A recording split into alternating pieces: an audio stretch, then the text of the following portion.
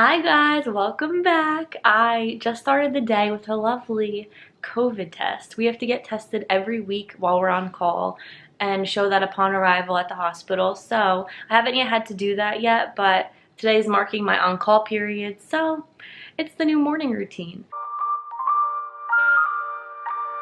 Today I'm just taking you guys along with me on a productive day. I feel like I just miss vlogging in general, so here we are. It's a Sunday, we're hanging out at home. I'm gonna try to get some work done. Jared is also home today, so him and I are just gonna try to break up the day and have our own little productive time. I am excited to announce we are officially apartment hunting. And I can't wait. I have like my little workspace over here and I just can't wait to have an apartment and do some feng shui and really get into creating a good space for my work and vlogging and things like that. So I'm excited. Of course, the space is probably going to be smaller than what we're even envisioning, but I'm just excited to be starting this whole journey. We're like right by the beach, so there are a lot of winter rental opportunities, but because people are like moving out of the cities now and coming down, just because of everything going on, it's been hard to lock in with realtors. So we will see what happens.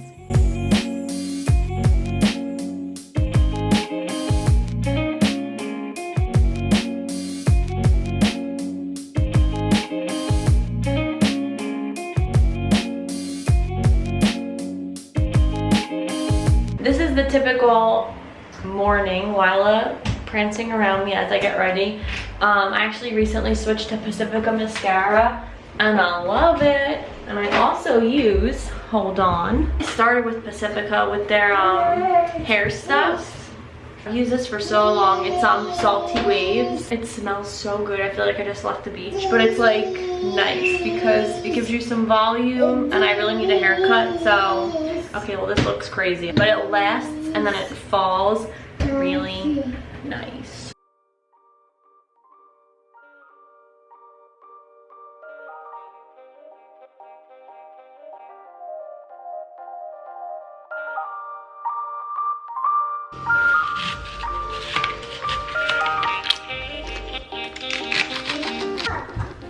We're making some juice.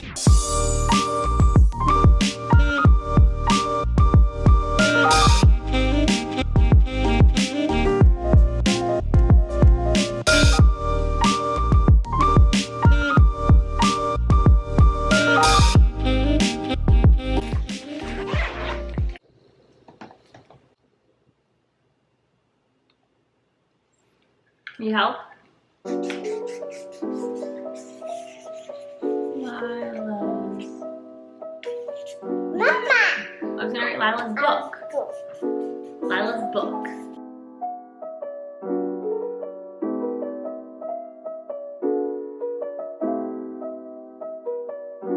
So right now I'm actually going to get into some coursework. I just started with another program, which I'm really excited about. I was always like, what else do I do as a doula? Like, what other courses can I take? What other certifications should I look into?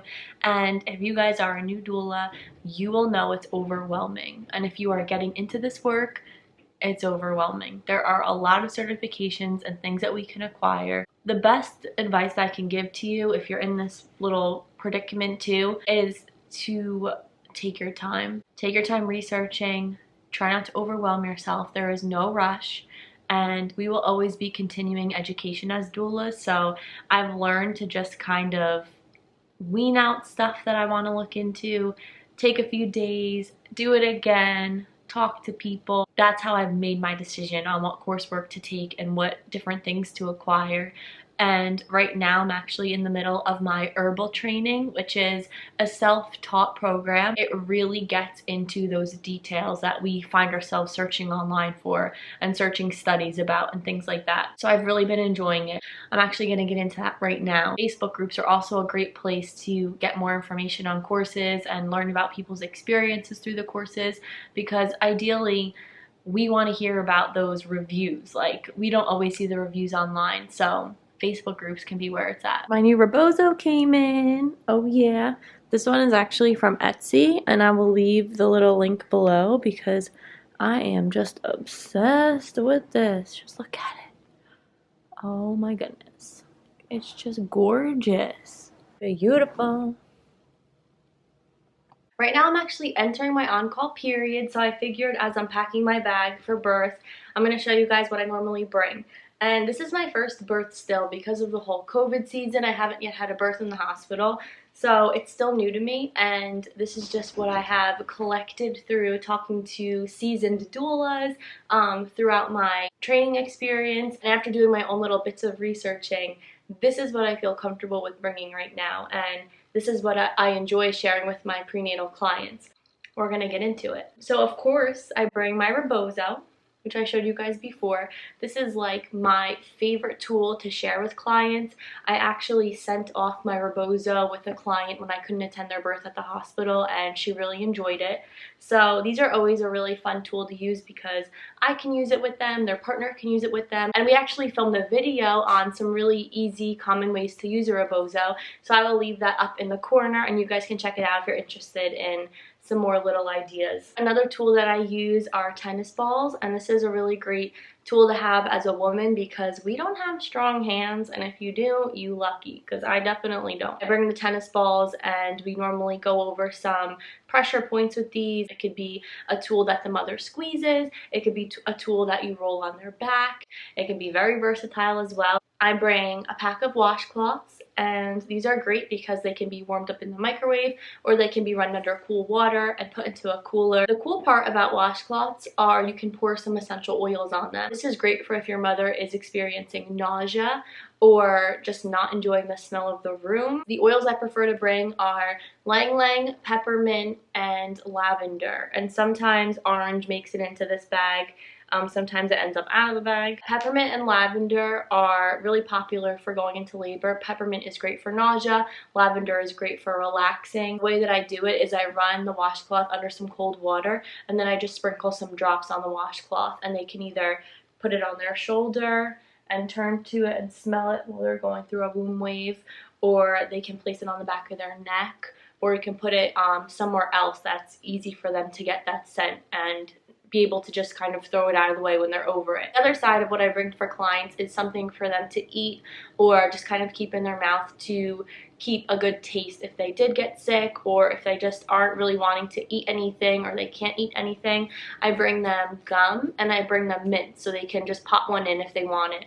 And another thing I bring are honey sticks, and these are actually really little small honey sticks that are great for boosting energy if they get tired or if they're just experiencing a long labor and want to try it. These are also a fun little thing to have on hand. When it comes to what I bring for myself in labor, it's pretty simple. I just pack a little baggie with some contact things in it, my dry eye stuff, some chapstick, any personal items that I need, and some granola bars with nuts, because nuts are great for energy. So they're fast to eat, they're sustainable energy wise, and of course I bring an outfit, so whole extra outfit with me in case it is a longer labor and I want to switch out of my clothes, or something happens where I have to switch out of my clothes. It's always good to have that on hand. Last but not least, I bring a folder or a binder with my certification in it and a copy of my client's birth preferences sheet, so I'm always reminded of what she wants going into this labor, and if she didn't bring it herself, then I have one on hand. I like keeping some information on my clients, so I stay up to date on what they want to.